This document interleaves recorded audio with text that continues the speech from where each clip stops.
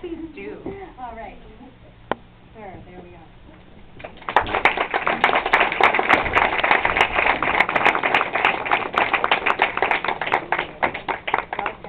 Oh, that's much better.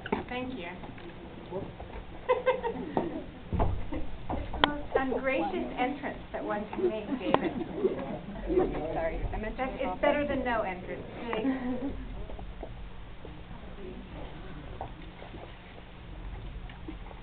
You ready? Yeah, sorry about that. It's got to be switched on. Is this one working? Yeah. Is that one working? You can switch it on, Thelma? Put it. Okay, good. We're good. How are you feeling? Not great. I had a malaria attack yesterday, so it's not great. Okay. Don't worry about it. It's not catching. I know, because you're not a mosquito. Where did you contract malaria? When I was in the Air Force in Malaya. Ah. Well, now tell me, have you watched this movie Warhol in recent memory? No, not for. I don't know. I forget. Maybe 20 years. Maybe I saw a bit of it about 10 years ago, but not for 20 years, because they came to me and they said, "Can we put it on CD?" I said, "Yeah, do what you like." Yeah. Just send the royalty checks too. Well, I've never seen one yet. Is it odd to look back and see yourself? It's odd to, yeah, you don't, it's the pressure, you know, in those days we were shooting, I'd just been blacklisted too by the union, so it was kind of difficult time. And they, you know, it wasn't videotape, it was film. So right. All the time Andy's sitting there all day sometimes and trying to get him to say anything, you know. And you could hear the cameras going, oh, dollars and dollars and dollars and dollars. And I was thinking of Lou Gray back in London, sort of. Lou had to make 20 cultural films a year. You know, that's how he got his TV license. Right. In fact, when I did Cecil Beaton, he thought I was making Mrs. Beaton's cookbook, which was great. I let him carry on thinking that. Yeah. But now, in this, was he the most opaque of the subjects that you had? Oh, Andy? Yeah, I don't know who Andy was. He was like shooting a bullet into silk. It just went, you know, you don't know where it went. Andy was, I mean, the film, if there's any merit in the film, there's a lot of merit. Is that I got Andy to speak. You don't know how difficult that was. You know, it's like getting blood out of the stone, because he's just, and, you know, the pressure of the London phones that you're spending too much money on film, and then, you know, you could only do 3 fucks in a half hour.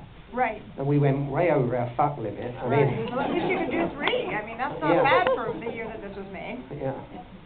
But, so how did you, I mean, did you feel like, you know, you really had to go to bed with him, obviously, to... Oh, that's sort of a joke. But he did talk. I mean, it was a joke. But then he does talk to you during that scene. Well, sort of, yeah. I mean, he's difficult to have a conversation with. There was no conversation. Whoever said, when Jane said, "Oh, really?" that was pretty much it. "Oh, really?" Or, "How glamorous?" "Oh, really?" "What's Jean like in bed?" "Oh, really?" Things like that. Yeah. Right. Makes it hard. So how do you, well, let's talk then more broadly about all the many people that you have had as subjects. Was he, he was the most opaque. Who did you fall in love with? Oh, I love everyone I work with. I mean, you've got to, otherwise you can't do it. I fall in love with everyone. If I do in pictures or whatever, it's sort of, that person becomes the most important thing. If it's 10 minutes or, you know, on a film like that, I think it was about 3 weeks. So you've got to love people if you're going to work with them. And kind of, you have to put everything on them. You know, you have to give everything to them and be patient. You know, you feel like saying, "Come on, you stupid git, say something." But you have to be, you know, go with the wind. Right. And, you know, the funny thing about this is, life? Yeah, no, nothing. The funny thing about this is, you know, about being objective in terms of doing documentaries. You've inserted yourself into this documentary, and yet you're not intrusive. I feel a bit of a fake, because I'm not really a filmmaker. You know, sometimes I've made films, but I'm not really, I don't even like doing it very much. You know, it's sort of, I made a couple before that. I think I made a funny film before. No, I made a film that Roman Polanski he paid for, which was called Gigi Passion. Mhm. It was very pretentious. You know, I was about 24, 25, I think. It was sort of like The Blood of a Poet. It was about Saint Sebastian being killed by arrows, and I thought it was like pop singers being killed by signing autographs. I mean, right. Kind of metaphorical. Up your bum kind of thing, yeah. Now, who else? I mean, how much did Warhol influence the look of this film? If you look at Beaten, it's a completely different. It's much lusher. Oh no, I tried. The cameraman, Ernie Vince, who was a very nice man, he cried at one point because I kept on pulling the camera out of focus and pushing him so that it looked the rougher I could make the film. He was trying to make it all kind of smooth, you know, like a good cameraman does, and I wanted it to be more. So he was very upset. He got upset. He was Hungarian. He was, very emotional. How did you deal with that? Told him not to be a sissy. Fuck up, you said. And then I got banned by the union, so they made me take my that? name off of everything. There was about 3 or 4 films, and they said, because I, in those days you had to have a director's ticket in the UK, and my ticket was limited to commercial, because I've made some commercials as well.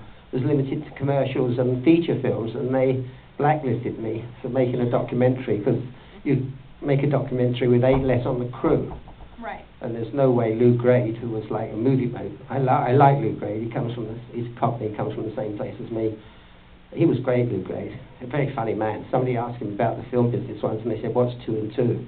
And he said, "Buying or selling." he was a funny guy, yeah. But I'm sorry, what were we talking about? about being blacklisted. You were talking. Oh yeah, so they said you had to take your name off, and so Lou and I got together and we went through a list of their 20 or so contract directors, and I came to this one, who was Lou Grade's religious advisor. So I said, that's the guy I want. That's the guy's name I want, because nobody's ever going to believe that. Whereas Lou was making all those Jesus films. You know, he used to say funny things, Lou, like, "I want Jesus in by Easter."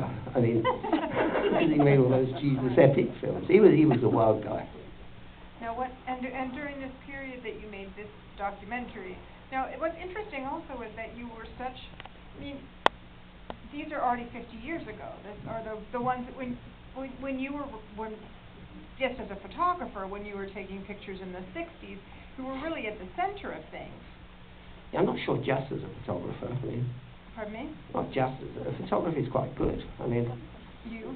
Not. No. I mean, it's just they're all the same thing to me. Whether you do painting or photography, it's just a camera's just a paintbrush, and a movie camera is just a paintbrush, and a plaster's just they're all paintbrushes. So whatever you do is what you do. I mean, I only do what I do because I can't do anything else. You know, I'd quite like to write like Graham Greene, but unfortunately I can't. No. So I do other tried? things. No, you're doing an Oscar Wilde said that. Someone said to Oscar Wilde, "Can you play the piano?" And he said, "I don't know, I never tried." And now, of all the things that you've done, of all the people that you've met, who are the most memorable? My wife. I know that's corny, but it's true. Okay. My best pictures are the snaps of my kids. They're not kids anymore. They're big. But you did like the famous album covers. You did. Oh, all that stuff. Oh yeah. Yeah. Lots of people, but that's what I do. You know, you do what you do in life. You know, you don't. Life does it for you. You don't wake up one morning and say, "I'm going to do this." It just because I didn't really go to school. I lived through the Blitz in London, and I've just done an exhibition of painting called "Hitler Killed a Duck." Because when I was a kid, there was a cinema that used to show Bambi and Mickey and Donald. And Hitler bombed it with a V-2 rocket in 1944. And I thought the wanker had killed Mickey and Bambi and everybody. So now I do pictures called Hitler Killed a Duck. And they're paintings or they're photographs? Oh no, they're paintings, yeah.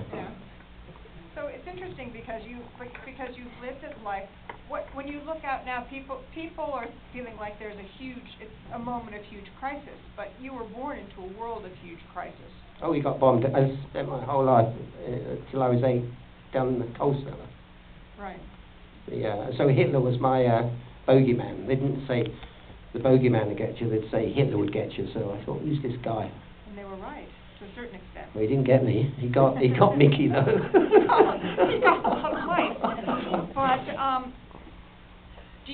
I'm curious now, since you have this scope, this view of the world.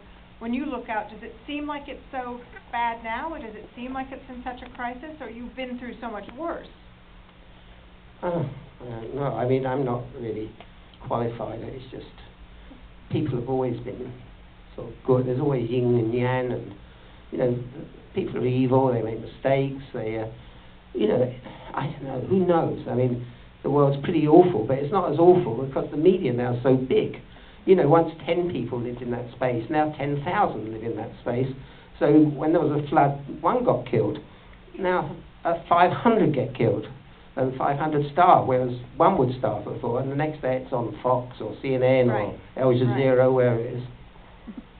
That's all. So it's changed in that. No, it's not changed. It's just we're told about it immediately, and the media is kind of awful because they want you to be scared. They want, you know, to say it's hotter than it's ever been. How do they know it's hotter than it's ever been? Right. They only go back, the record's 150 years. Exactly. Sorry. Do we have any questions from the audience, though? None?